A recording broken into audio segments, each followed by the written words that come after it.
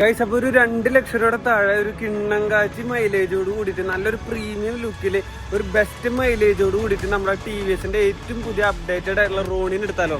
ഇതാടാ സാധനം. എങ്ങനെയുണ്ട്? ഫുള്ളി ബ്ലാക്ക് ആയിട്ടുള്ള ഫുൾ ബ്ലാക്ക് എഡിഷൻ ആട്ടാ. എവിടെ നോക്കിയാലും ബ്ലാക്ക്. എങ്ങനെയുണ്ട് ഒരു പ്രീമിയം ലുക്ക്? ഹൈലി റോഡ് പ്രസൻസോട് കൂടിയിട്ടാണ് ഇത്തവണ വാഹനം ഇറക്കിയേക്കുന്നത്. ഞാൻ ഓരോ ഭാഗം കാണിച്ചിട്ട് ഈ ഒരു ഭാഗം മുട്ടെല്ലാം ബ്ലാക്ക് ആക്കിയിട്ടുണ്ട്. വാഹനത്തിന്റെ ആ ഒരു ഹാൻഡിലെല്ലാം ബ്ലാക്ക് ആക്കിയിട്ടുണ്ട്.